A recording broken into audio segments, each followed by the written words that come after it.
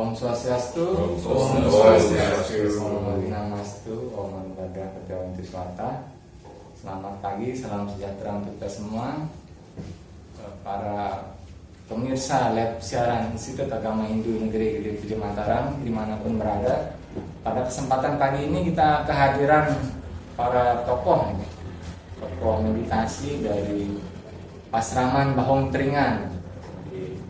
Sebelum kita mengulas lebih lanjut, mungkin kita perlu perkenalan dulu biar nanti pemirsa semua tahu siapa narasumbernya. Mungkin dari Pak Mei bisa diperkenalkan. Om Swastiastu. Om Swastiastu. Selamat pagi. Nama saya Made Hartadi, biasa dipanggil dengan Mei. Saat ini saya lagi fokus di bisnis perhotelan. Ya, jadi saya lagi menjalankan homestay di Gili Trawangan. Terus sebelumnya saya juga ada beberapa kesibukan seperti khususnya di bidang IT, saya bikin website dan apps, Android apps sama iOS. Gitu. Saat ini lagi fokus di perhotelan karena memang dulu pernah punya mimpi ingin dan juga dengan bidang pariwisata dan hospitality. Gitu.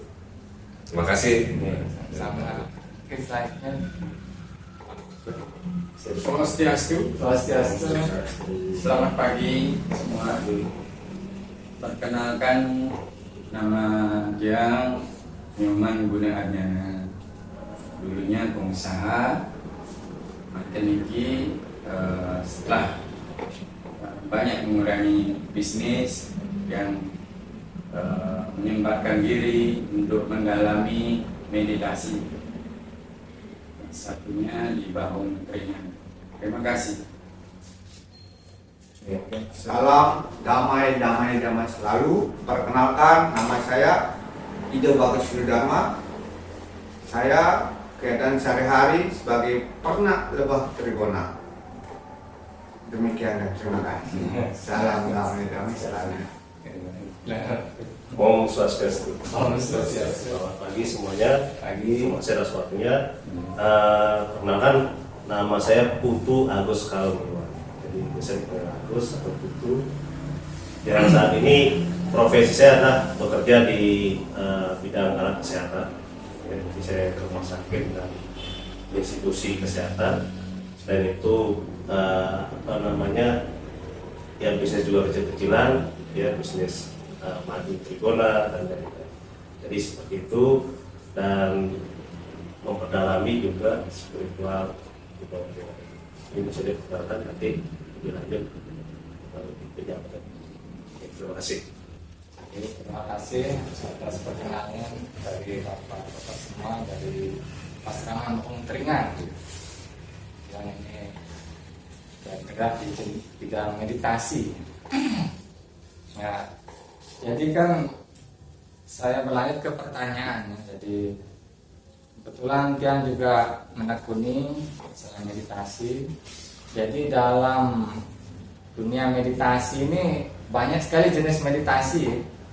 Ada meditasi cahaya, meditasi cinta kasih, meditasi jatuh kembar, meditasi macam-macam. Nah, setiap meditasi itu punya maksud dan tujuan tertentu, gitu kan. Nah, yang ingin saya ketahui dari bapak-bapak sekalian, meditasi di Bahong Tringan ini seperti apa sih?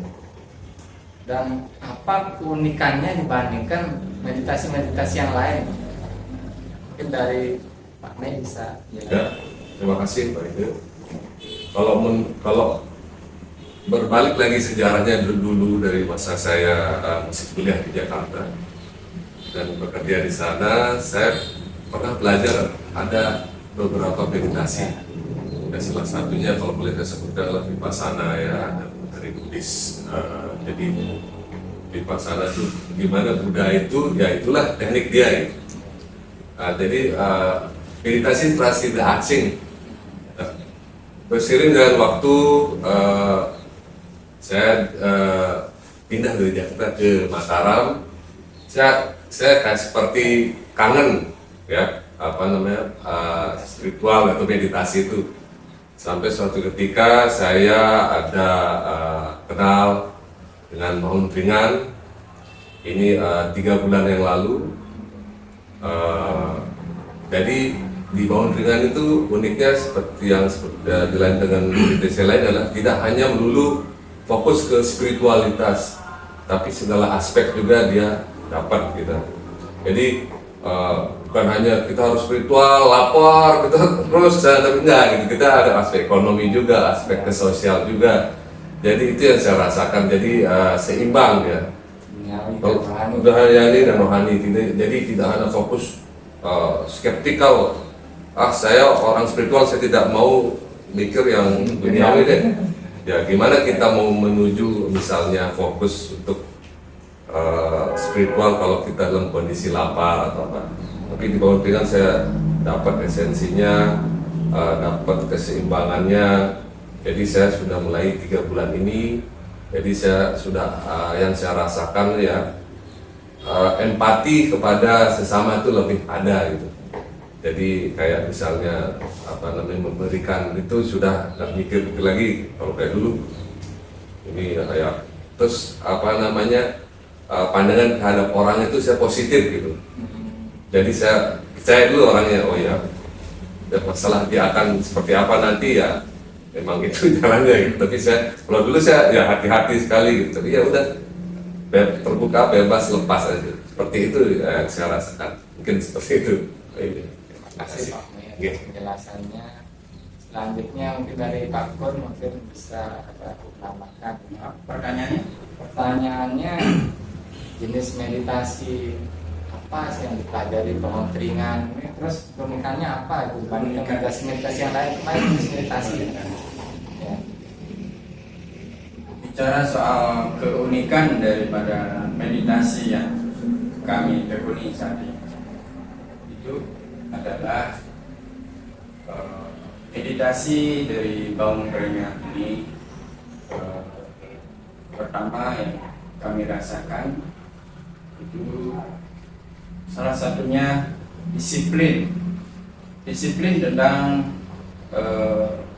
bagaimana teori-teori yang saya dapatkan selama ini bisa terwujud dalam hubungan kita manusia kepada Tuhan, Atman dengan Paramatman, kemudian hubungan kita sesama manusia, bagaimana mewujudkannya, bagaimana mempraktekkan dalam kehidupan sehari-hari, termasuk hubungan manusia itu sendiri dengan alam. Contoh, kami sangat gigih berjuang sekarang di musim panas ini untuk melakukan penanaman kembang bunga yang kaitannya dengan lebah trigona, juga kaitannya juga dengan kesejukan iklim di mana kita tinggal begitu. Itu saja keunikan daripada meditasi.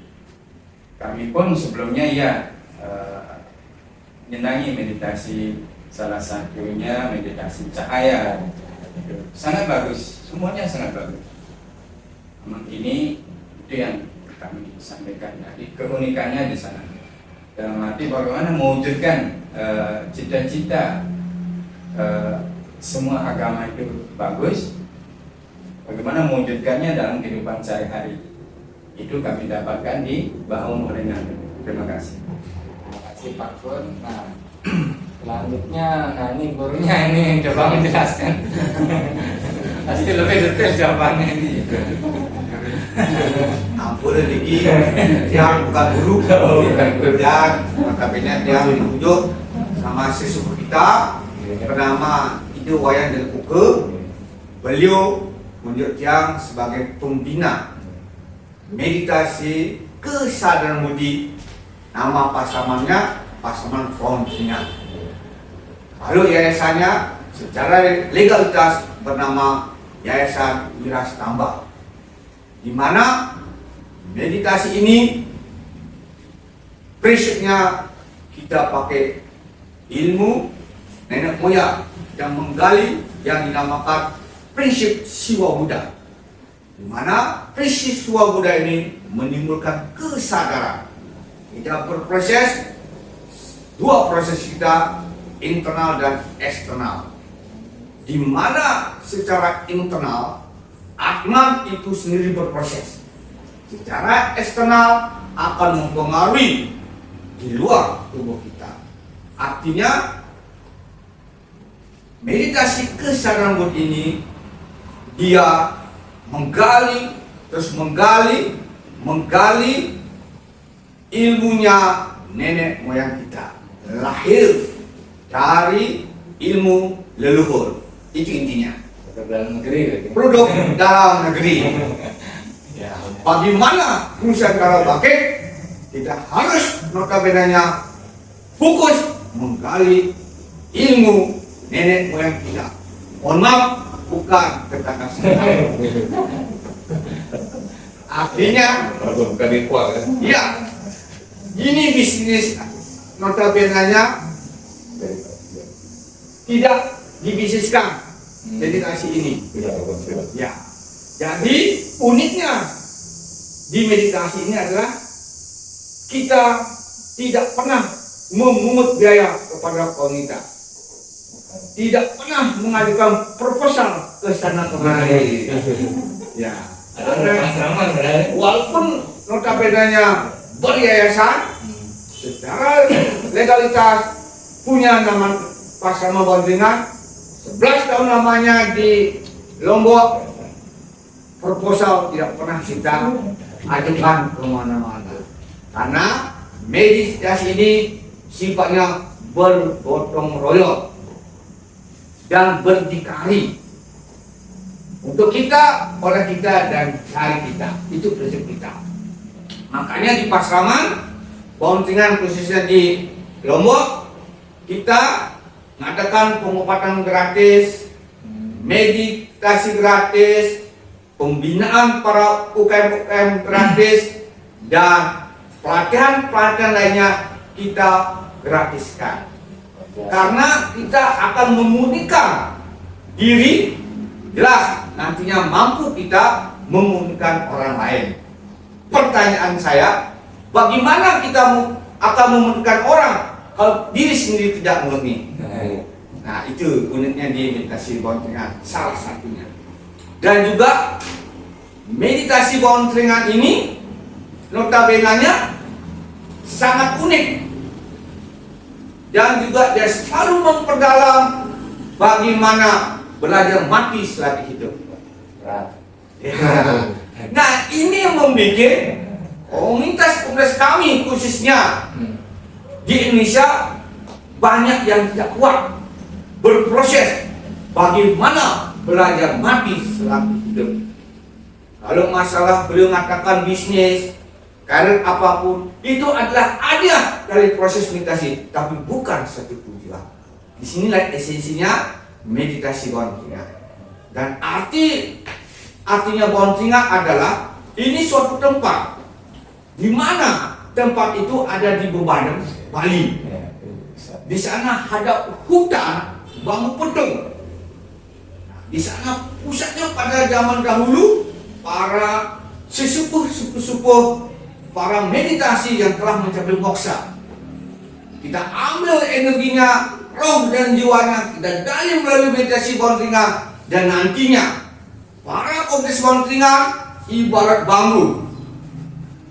Semakin dia muda bambu itu, dia semakin kuat, semakin kokoh, dan semakin dia berilmu, nantinya sudah tua, dia merunduk sebagai bambu petung yang sudah tua, dan dia harus kembali ke masyarakat, sehingga masyarakat akan menikmati hasil dari proses meditasi Bondringan. Makanya konsep meditasi Bondringan bukan untuk kita sendiri, akan bermanfaat kepada eko permana itu sendiri, dwi permana itu sendiri, dan tri permana itu sendiri, dan alam semesta itu sendiri. Dan juga komunitas kita luar biasanya, selama 11 tahun ada di Lombok NTB, komitmen setiap hari Sabtu jam 7 kita bermeditasi bersama, dan selesainya tergantung sikon. Bisa sampai jam 10 dan bisa sampai pagi. Ya, terima kasih. Untuk itu kita kembalikan ke Pak Ije sebagai moderator. Terima kasih pada Bapak Pembina, ulasannya panjang lebar. Ya, jadi narasumber selanjutnya mungkin dari Pak Agus, Sekretaris Pemerintahan. Oke, terima kasih. Sebenarnya untuk meditasinya sudah dijelasin lengkap sebenarnya. Cuma kembali lagi ke pertanyaan tadi yang keunikan, tapi apa spiritual apa yang sudah pernah diikuti ya. Cuma saya sebelum menjawab itu mungkin saya akan sampaikan dulu mungkin hal-hal yang menjadi pertimbangan saya secara pribadi untuk mengikuti atau memperdalam suatu ajaran spiritual ya kan. Jadi ada 3 hal sebenarnya yang menjadi pertimbangan saya. Yang pertama itu spiritual itu tidak ada transaksional, itu penting bagi saya. Jadi kalau dulu sebenarnya banyak tawaran-tawaran, ajakan untuk masuk suatu komunitas ataupun perkumpulan ya. Tapi ketika ada transaksional di situ, saya jamin saya pasti langsung tidak cocok mundur. Ya kan? Jadi entah apalah namanya, dan saya yakin di sekitar kita adalah seperti itu kan, dan kita dapat menunjukkan perkumpulannya ada transaksional, entah itu dengan iuran, ya kan, atau dengan tidak ritual atau dan sebagainya. Itu penting kalau bagi saya ya. Nah ini saya tidak tahu bagi yang lain. Terus ada faktor kedua, hal yang kedua ini juga penting sekali bagi saya karena saya tipenya itu adalah orang yang pragmatis sebenarnya, pragmatis yang faktual. Yang kedua ini adalah spiritual itu ajarannya atau lelakunya itu bisa diterima oleh akal sehat saya. Itu penting bagi saya. Karena contohnya apa? Ya kan, yang tidak bisa saya terima dengan perasaan misalnya ya harus misalnya minum air kencing binatang gitu kan ya. Nah itu tidak masuk di akal sehat saya ya, contohnya gitu. Terus ya kan, atau mengkultuskan binatang akan ke manusia itu bagi saya tidak masuk di akal di akal sehat ya. Atau malah mungkin lelakunya harus semedi nih, tempat angker ya kan, ekstrim. Nah itu masih, kalau saya waktu itu kan karena tidak ada pengalaman itu saya tidak masuk akal saya bilang. Kalau masih bisa berspiritual di tempat nyaman di rumah, apa kita di tempat aneh-aneh ya kan, angker ya kan, atau malah ada yang mungkin kejadian seperti kungkum di lautan gitu kan ya. Dia kan dia kungkum itu tidak melihat prediksi cuaca, akhirnya jadi korban kan gitu. Ini tidak masuk di akal sehat juga. Jadi itu penting bagi saya. Jadi itu yang kedua. Nah yang ketiga yang tidak kalah penting ini sangat berkaitan nanti untuk keberlanjutan. Ya, karena di Bawang Peringan ini saya termasuk sudah dibilang lama, saya sudah sekitar 2 kan sudah 6 tahun saya mempelajari memperdalam ya. Karena ini penting untuk yang ketiga ini, yaitu adalah spiritual itu bagi saya harus memberikan perubahan positif secara pribadi ya, itu tentunya. Dan luar biasanya yang menyadari yang perubahan-perubahan itu adalah tentu orang di luar kita. Jadi yang memberikan pengakuan itu adalah orang di luar kita, bukan pribadi. Ya kan, jadi pertama adalah orang dekat, itu yang paling tidak pendamping dulu lah ya kan, seperti ya suami istri atau anak-anak, saudara-saudara. Nah itu memberikan perubahan yang mengarah ke hal yang lebih baik. Ya, bukan hanya semata-mata di sini saya berbicara secara dunia ya, materi itu finansial, tapi lebih saya tekankan di sini adalah perubahan positif dalam hal karakter. Ya, karakter positif ya, mungkin yang dulunya pemarah sekarang jadi lebih bijaksana. Ya kan, kemudian yang dulunya kikir, pelit, ya kan. Nah, kalau orang Lombok bilang perekengan ya kan. ya bisa berubah jadi lebih dermawan, ya kan. Kemudian yang dulunya senang minum, kayak sekarang kok sudah berhenti minum, terus penjudi. Nah, jadi banyak perubahan positif yang tentu memberikan juga pengaruh positif pada sekitar kita. Jadi itu harus kita yang menjadi hal ketiga ya, yang menjadi pertimbangan saya untuk menekuni suatu baung keringat, spiritual. Dan di baung keringat ini ketiga hal itu saya dapatkan, dan sesuai dengan apa yang kita yakini, apa tujuan kita sebenarnya belajar spiritual itu kan mengusahakan jagarita ya siddhi dharma, ya kan. Kalau bahasa umumnya kebahagiaan dunia dan akhirat kan begitu dibilang kan.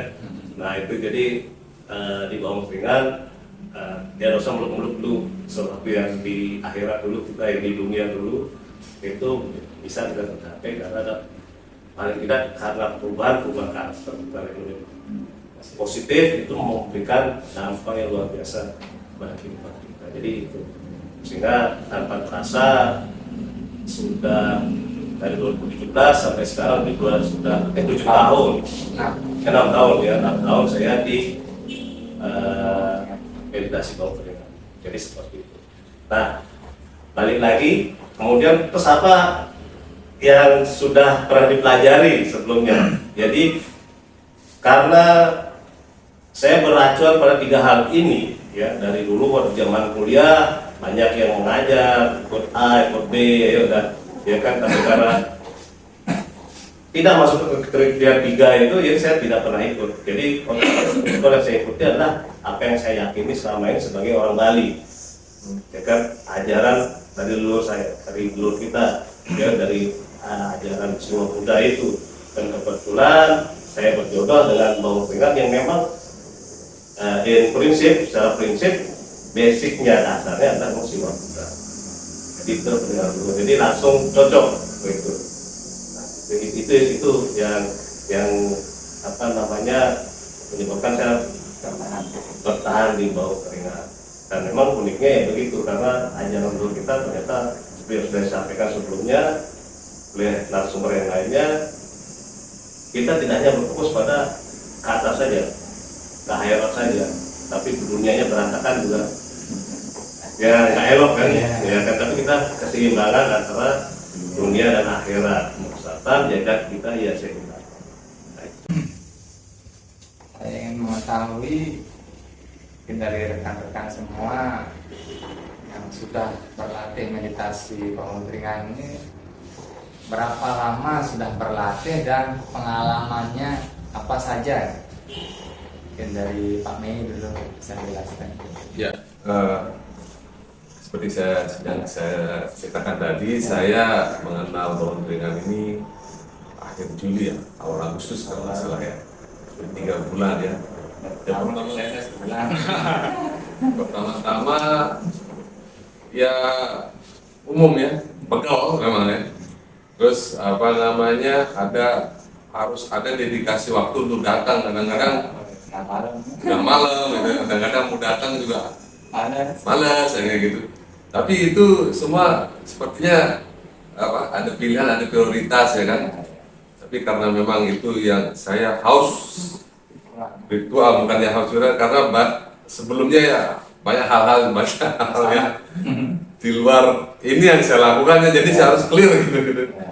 Jadi saya ingin gimana ya, dapat pencerahan, bisa dibilang dapat teman-teman yang satu energi, yang dapat bisa mengubah menjadi lebih baik segala macam. Jadi sering dalam waktu saya mendapatkan ketenangan di sana. Jadi rasanya nyaman gitu ya. Terus teman-teman juga suportif gitu ya. Terus ada hal-hal di luar spiritual yang seperti Pak Ide Nire itu adalah bonus, dan bonus-bonus itu kalau saya bilang ya banyak sekali gitu. Jadi saya merasa bersyukur juga di sana setelah mendalami meditasi baung keringat ini gitu.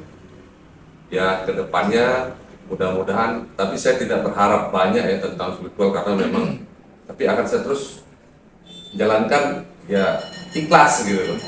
Jadi ya tetap tujuan kita kan maksa, tapi saya yang penting batin itu tenang, terus saya bisa men-spread atau menyebarkan ke teman-teman, keluarga, sampai alam semesta gitu. Jadi itu saya sudah merasa senang sekali gitu. Berubah sekali lah, ada banyak hal-hal perubahan positif yang saya alami. Mungkin seperti itu. Terima kasih. Terima kasih Pak Mai. Ya, selanjutnya dari Pak Gun, mungkin bisa dijelaskan pengalamannya seperti apa, terus berapa lama belajar meditasi bawah keringat. Pengalaman dan berapa lama ya. Jadi buat yang pribadi, apapun pengalaman yang di masa lalu itu adalah histori sejarah. Yang terpenting adalah saat ini. Kenapa saat ini disilakan dalam bahasa Inggris itu present, itu tiada lain adalah hadiah. Saat ini adalah hadiah untuk kita semua. Bagaimana pengalaman Tiang yang belum begitu lama di bawah keringat sebenarnya, kurang lebih mungkin 4 bulan. Oh enggak. Ya, belum lama. Namun rasa ketergantungan kepada meditasi bawah keringat itu sudah sangat, dan itu yang artikan sebagai rasa ketergantungan kita kepada yang widi itu sendiri, bahwa hidup adalah sudah tepat kalau kita katakan sangat tergantungan kepada Tuhan itu sendiri, tidak yang lain. Terima kasih. Terima kasih pada Pak Gun. Nah ini Pak Pembina ini yang bawa keringat. Bisa diceritakan mungkin pengalaman dan berapa lama udah ngajarin orang. Paling lama. Nah, ada semua Pak Ide. Jadi yang pribadi sudah fokus menggali dan menggali meditasi kesadaran budi ini itu lebih dari 11 tahun. Ya. Baru menerima langsung ngajarin berarti. Artinya kita sharingkan ke beliau-beliau yang mau melakukan suatu perubahan. Kalau tidak mau perubahan, mohon maaf, ilmu ini tidak akan turun. Nah, itu dia. Dan selanjutnya di bawah keringat konsepnya sangat pasti. Di mana saya katakan pasti? Karena 11 tahun saya terus menggali, karena meditasi kasih budi, agama itu kita harus yakin dan percaya. Melalui spiritual murni, salah satu kesadaran budi, kita harus mencari dan menemukan apa itu kata agama. Itu pengalaman kami selama 11 tahun, sesungguhnya benar apa itu kata agama. Itu nyata. Dan juga saya buka sedikit di kesadaran budi ada 5 elemen bentuk tubuh kita yang prinsipnya sering kita dikenal namanya Panca Mahabhuta. 5 elemen dasar ini yang dulunya Buddha melalui kesadaran budi akan menjadi terang, di mana dia Buddha menjadi melek. Ini pengalaman para komunitas meditasi bawah keringat. Pertama, unsur pertiwi. Kita bersyukur yang ada di ruangan ini bisa melihat secara kasat mata. Artinya kita melihat benda Pak Mai, Pak Ketua Gun, Pak Putu dan Pak Idebeng. Kita bersyukur kepada Tuhan. Artinya elemen pertama pertiwi sudah terbukti terbuka. Ini bukti nyata atas kita menekuni spiritual. Nyata. Yang kedua, elemen namanya wayu. Di mana ketika manusia itu masih buta elemen wayunya, saya pastikan dia tidak bisa melihat jin, setan, tuyul, dedemit, gaib dan lain sebagainya.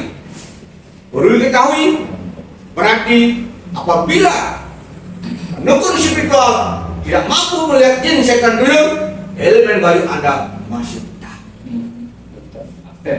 belum aktif. Ini bukti nyata kalau Anda mempelajari ilmu Kristen budi. Yang ketiga, elemen apa? Di mana elemen apa ini kalau masih buta, dia tidak bisa melihat roh orang hidup dan roh orang mati.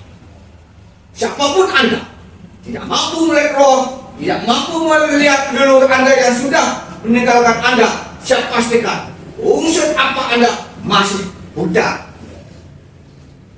Selanjutnya, elemen namanya unsur teja. Pertiwi, bayu, apa, teja. Elemen teja ini kalau buta, kita tidak bisa melihat perkara-perkara dewa-dewi. Apabila penukun spiritual belum mampu melihat perkara-perkara dewa-dewi, unsur teja Anda saya pastikan masih buta. Selanjutnya, pertiwi, bayu, apa, teja, akasa. Di mana apabila unsur akasa di dalam tubuh kita masih buta, dipastikan tidak bisa melihat sinarnya Tuhan itu sendiri. Siapapun Anda, penukun spiritual, tidak mampu melihat sinarnya Tuhan, saya pastikan unsur akasa Anda masih buta. Melalui prinsip Siwa Buddha, kesadaran budi, apabila Anda tekun, saya pastikan 5 elemen dasar ini akan menjadi terang, dari muda menjadi melek. Ini kepastian yang akan saya berikan, karena saya sudah 11 tahun memperdalam, menggali ilmu leluhur kita. Ini adalah nada ilmu nenek moyang, bukan negeri sebelah. Nah, untuk itu cukup saya kembali ke masyarakat. Pembinanya udah mulai semua. Jadinya saya tidak akan mengklaim apa yang terjadi pada diri saya, biar komunitas yang akan menilai. Itu prinsip kesadaran budi. Luar biasa. Yang baru-baru belajar juga masih banyak buta ya. Yang bisa melihat dikit-dikit aja. Ya mungkin dari luar biasa dari jawabannya tadi. Kita lanjut ke Pak Agus, Sekretaris Pasraman Kontringan. Bisa dijelaskan. Baik Pak Idun. Sebenarnya sudah dijelaskan secara gamblang ya buat pembina kita Pak Idun. Tapi satu hal saya bisa tambahkan ya, mengenai berkaitan dengan waktu. Berapa lama sih Anda berspiritual? Gitu. Nah, saya ingat betul apa yang pernah disampaikan oleh guru besar kita, ya kan, Nabi, bahwa mau lama maupun sebentar, ya kan, untuk mencapai sesuatu itu tidak berpengaruh, ya. Tapi tergantung juga dipengaruhi oleh karma kita, ya, sehingga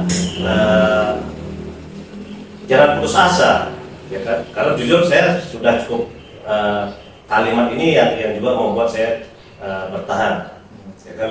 Jadi tidak, kalau belum mencapai apa yang pernah yang disampaikan, ya kan, mungkin oleh Pak Ide itu, jangan putus asa, ya kan, tapi terus lakoni, berproses, ya kan. Masalah waktu sebentar atau lama itu adalah tergantung karma kita masing-masing. Sekalipun nanti sudah tutup usia, ya kan, ini akan menjadi karma taruhan kita bawa pada kehidupan berikutnya yang sering kita sebut dengan talent, bakat. Jadi seperti itu. Jadi ada satu lagi bahasa yang disampaikan bahwa tidak ada orang hebat di dunia ini, gitu kan, tapi yang ada orang terlatih, sehingga perlulah berlatih. Maka itu saya sangat yakin, ya kan, kalau mungkin hal-hal yang berkaitan dengan niskala, ya, mungkin terasa masih buta dari Pak Jemaah itu saya, ya kan.